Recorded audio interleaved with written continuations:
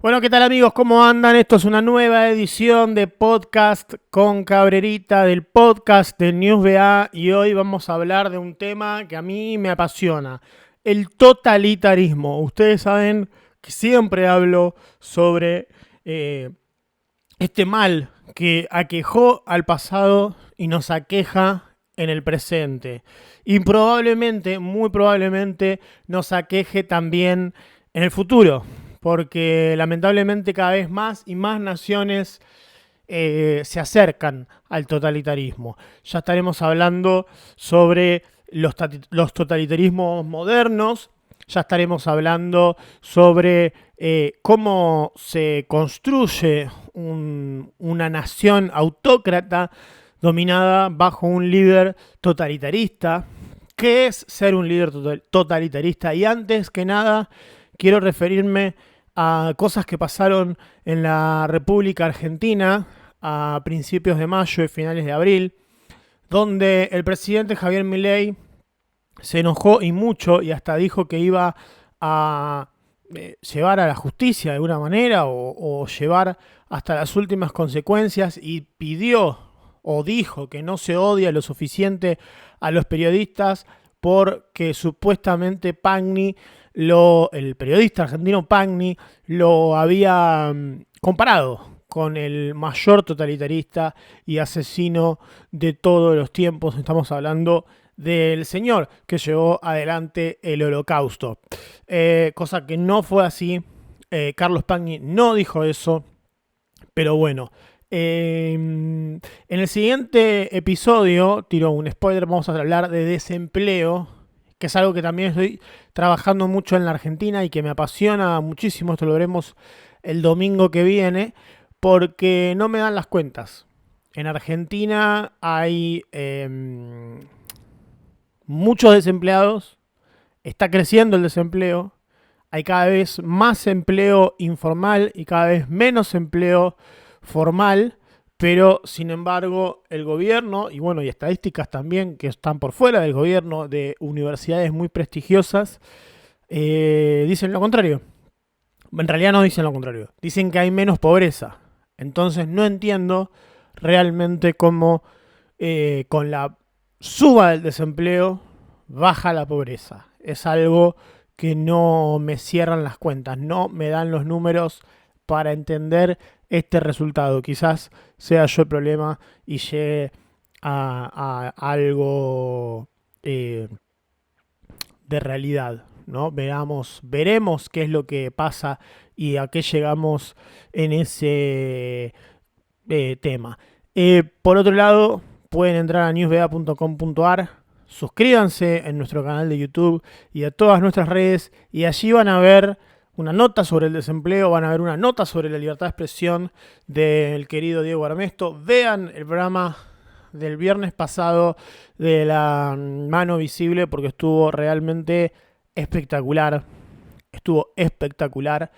Ya tiene muchas vistas para lo que es nuestro estándar, ¿no?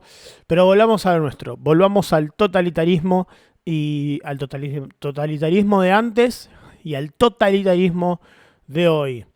Pero, ¿quién soy yo para hablar de totalitarismo sin una base teórica o sin haber hecho usufructo de estas cosas que tengo acá atrás que se llaman libros y que no muerden en lo absoluto? Todo lo contrario, te ayudan a pensar y a ver mejor el mundo.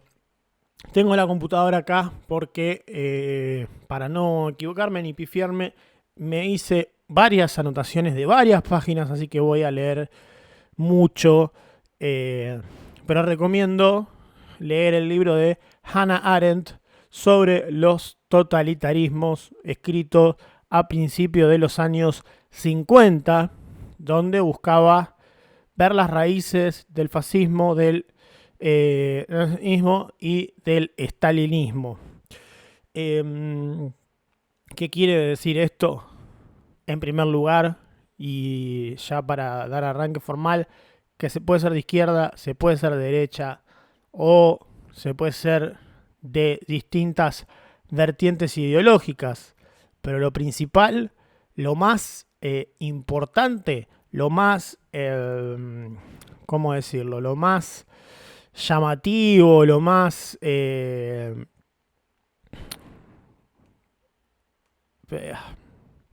lo que tenemos que tener en cuenta, en definitiva, es que no importa, no importa si soy izquierda, derecha, arriba, abajo, conservador, progre, cualquiera puede ser totalitarista.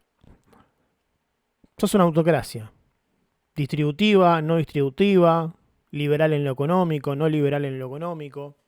Sos una autocracia. Eso es estar dentro del totalitarismo. Pero ¿qué decía Hannah Arendt sobre los totalitarismos? Bueno, ella los distingue de otras dictaduras por la ambición de dominar totalmente a la sociedad. Política, aspectos de vida, y esto se logra mediante una combinación única de ideología, terror, despersonalización de los individuos y movilización de las masas aisladas. ¿Qué quiere decir esto? Bueno, para ella los regímenes totalitarios se sustentan en ideologías cerradas y omniexplicativas. ¿Qué significa esto? Ideologías cerradas y omniexplicativas. Bueno, hoy tenemos el caso en la Argentina, sin ir más lejos, del libertarianismo o del el partido libertario que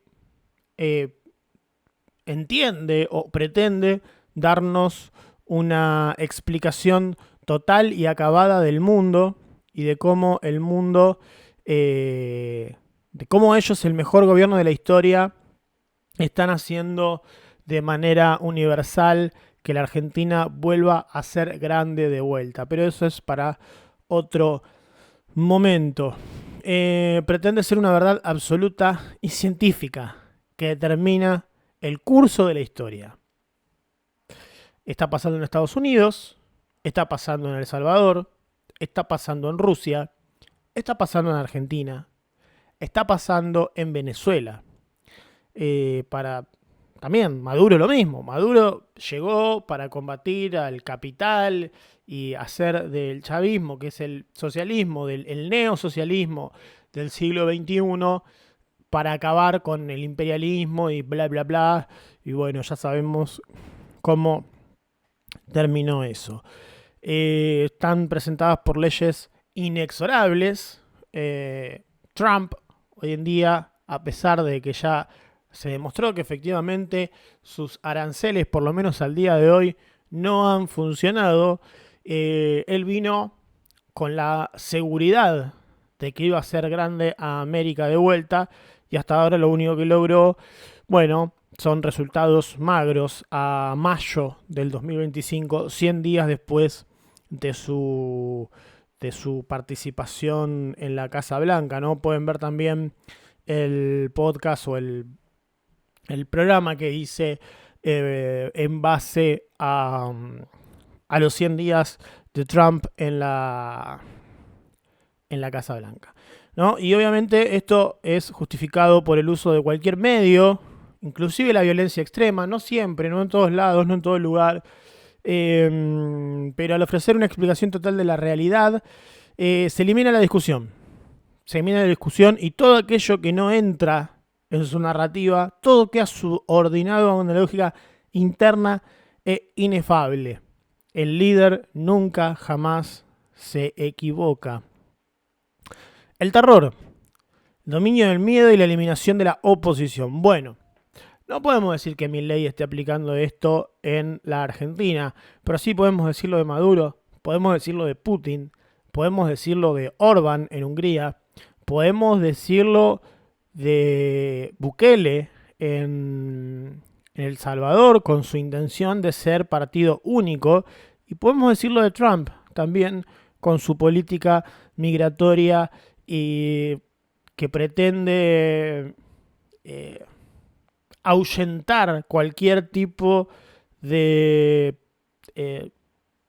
extranjero no deseado que viva en los Estados Unidos, no deseado por él, porque son ciudadanos norteamericanos que viven ahí y que, bueno, está pasando que se están yendo del país y cuando quieren volver no se los permite entrar, ¿no? ¿Qué entiende Arendt por terror? No solo represión violenta, sino un sistema de miedo constante y arbitrario que paraliza a la sociedad entera. Bueno, yo creo que Argentina no llegó a este punto, pero sí está tratando de hacer esto, o se está llevando esto a cabo sin que el gobierno lo quiera hacer, porque puede ser que se convierta en una autocracia sin buscarlo, con la prensa.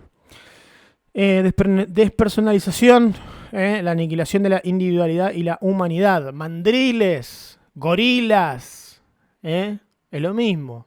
Estamos yendo hacia lo mismo. Bueno, en este caso es más bien, Arendt llama a los laboratorios del totalitarismo, a los prisioneros que eran reducidos a una absoluta impotencia y humillación. Hay que darle un poco de neocontexto, ¿no? Arendt escribió en los 50, en aquella época era distinto, pero, en el caso de Rusia, en el caso de Corea del Norte, en el caso, ¿por qué no?, de Venezuela, esto pasa.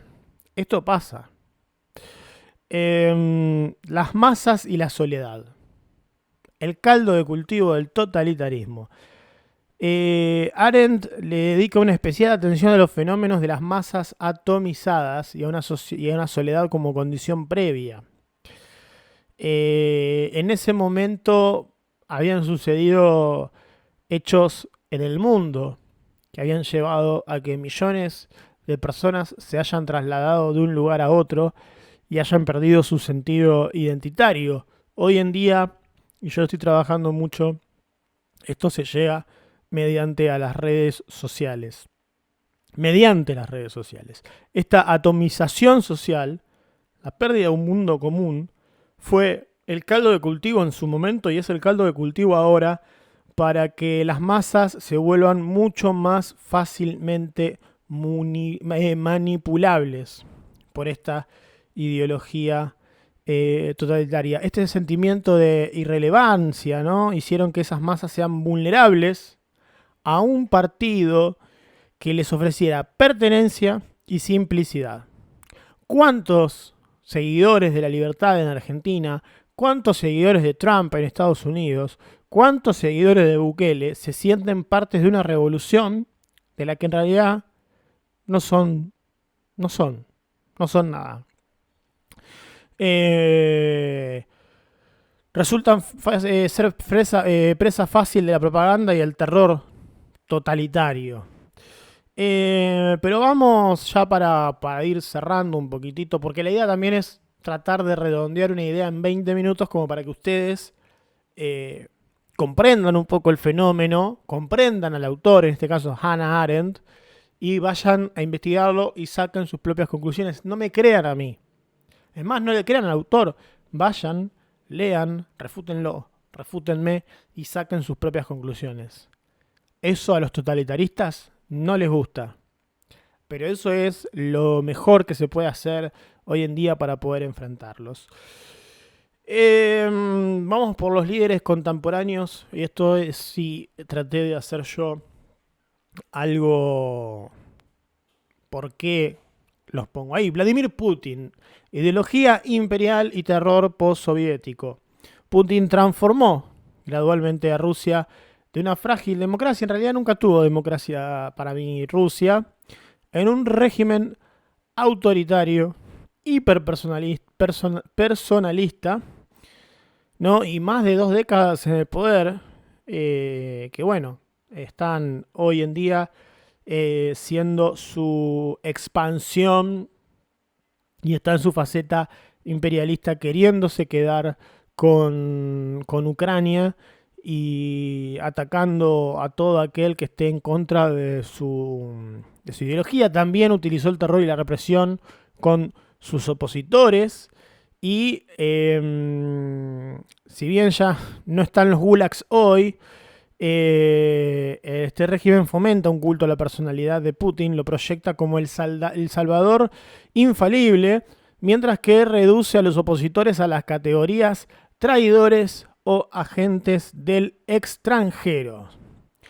Putin exhibe varios rasgos totalitarios. Perdón, cuando leo por ahí se me patina un poquito. Pasa que lo escribí para tener una ayuda de memoria, pero me parece que hay cosas importantes y al estar mirando para arriba y para abajo. Pero bueno, son cosas que pasan totalmente. Total, somos amigos, no pasa nada. Tiene una ideología nacionalista imperial, justificadora, una propaganda de mentiras masivas, creciente terror estatal e imperial, cinismo, apatía. Es lo más cercano al arquetipo totalitario que tenemos hoy en día, quizás en el mundo, es Vladimir Putin. Víctor Orbán, el amigote de Putin, es electo democráticamente, pero ¿qué decir de las elecciones de Hungría, no? Vayan, googleenlo o métanle en ChatGPT y van a saber cómo es esto. Él mismo se ha proclamado construir una democracia iliberal, ¿no? Probablemente Orbán no sea un totalitario en el sentido estricto de Hannah Arendt, pero sí exhibe una ideología y una narrativa que va hacia el populismo, primo hermano del totalitarismo, hacia un control institucional y un autoritarismo extremo, ¿no? Con métodos muy fuertes para desmantelar a la democracia liberal, utilización de propaganda que se repite en todos lados y tácticas de intimidación para los oponentes. En conjunto, Víctor Orbán muestra un autoritarismo moderno, comparte el totalitarismo, la aversión al pluralismo y la manipulación de las masas, pero bueno, es un títere de Putin por otro lado. Entonces, no es lo que se pueda llamar un totalitarismo al estilo de antes, es un totalitarismo nuevo. Trump, el populismo de la posverdad, ya la neoverdad le digo yo, y el asalto a las instituciones, ¿no? Bueno, básicamente él utiliza las fake news y la vida en una realidad paralela para explicar y para exponer cómo lleva adelante. A ver, él dice, los aranceles fueron un éxito. Bueno, hasta ahora no han demostrado ser un éxito. Estados Unidos está creciendo de manera exponencial en lo que refiere a la economía. Bueno, hasta ahora eso no ha sucedido. Repito, en mayo del 2025 eso no pasó. Así que, bueno, sin duda ha llegado a extremos que jamás pensamos que iban a llegar después de haberlo visto en su primer mandato. Hoy en día, todo aquel que está en contra de Trump es, un enemigo. Y eso es un rasgo más que totalitario. Pero de Trump ya hemos hablado mucho, como el mismo Bukele también hemos hablado mucho, así que simplemente vamos a decir, él mismo se autodefine como el dictador cool. Un culto a la personalidad, suspensión del Estado de Derecho y un terror selectivo. Es muy difícil tener datos exactos sobre lo que pasa en El Salvador y de hecho quiso hacer una especie de trato con prisioneros con Nicolás Maduro. Me parece que no hace falta más a lo mismo que Maduro mismo para llegar, o Díaz-Canel, para entender estos sitios como totalitaristas, autócratas, libertades individuales totalmente suprimidas, opositores encarcelados, elecciones fraudulentas en el caso de Venezuela y en el caso de Cuba ni siquiera la posibilidad de elecciones, crisis económica, corrupción, culto a la personalidad, cualquier cosa que digas que esté por fuera del régimen puede ser plausible para que te terminen encarcelando en estos lugares.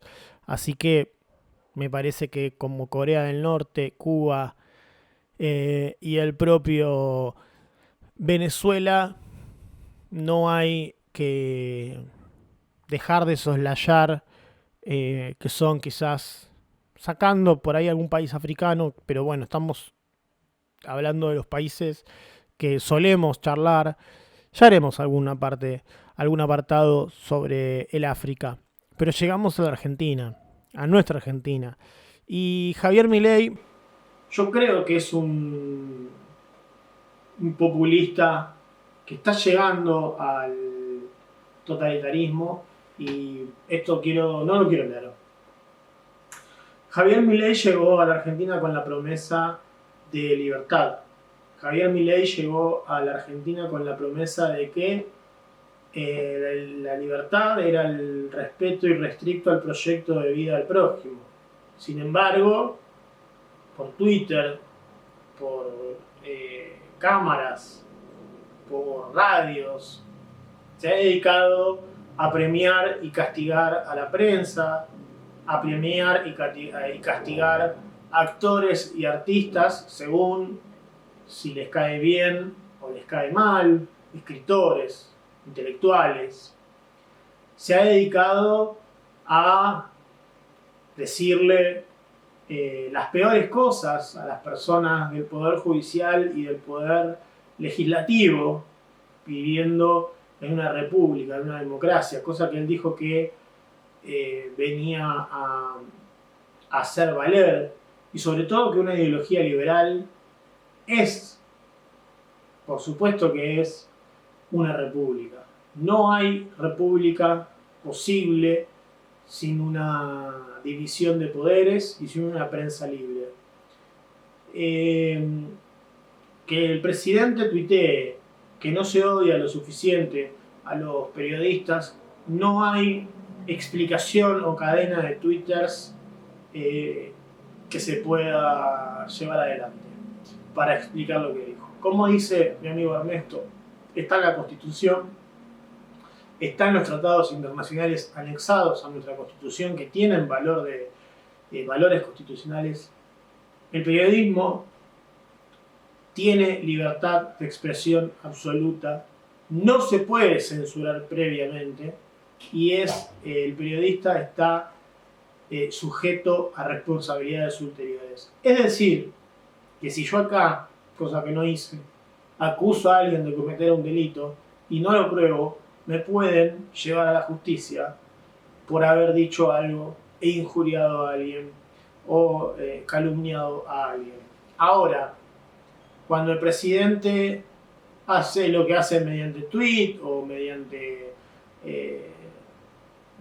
sus raids mediáticos, cuando el asesor más poderoso del presidente intimida a un fotógrafo, de cierta manera está apelando o está buscando, consciente o inconscientemente, a algo que es peor que la censura, que es la autocensura, a la famosa espiral del silencio que se hablaba allá también por los años 30, 40 y 50 como teoría de la comunicación. ¿Qué es la espiral del silencio? Bueno, mejor callate para no meterte en problemas y seguir haciendo eso.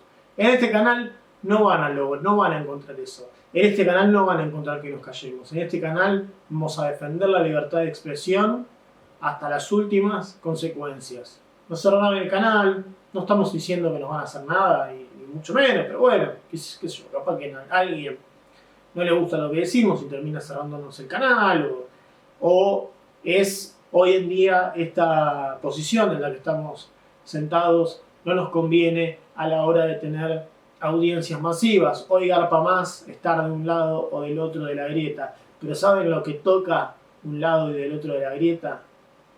El extremismo, el totalitarismo. Nos vemos en una próxima edición de Charlando con Cabrerita. Y bueno, acordate, suscríbete, ayúdanos de la manera que vos quieras, porque si querés tener una prensa libre, alguien que hable libremente, es muy importante que nos ayudes, que nos ayudes a poder seguir haciendo esto que hacemos. Muchísimas, pero muchísimas gracias por haber estado del otro lado.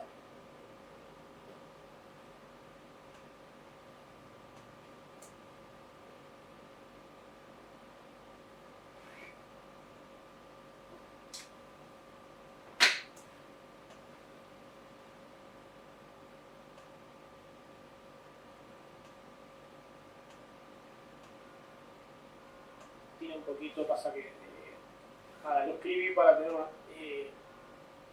a extremo, digo, es muy difícil tener datos en estos lugares, así que me parece que como Corea del Norte, Cuba y el propio Venezuela no hay que dejar de soslayar que son quizás, sacando por ahí algún país africano, pero bueno, estamos hablando de los países que solemos charlar. Ya haremos algún apartado sobre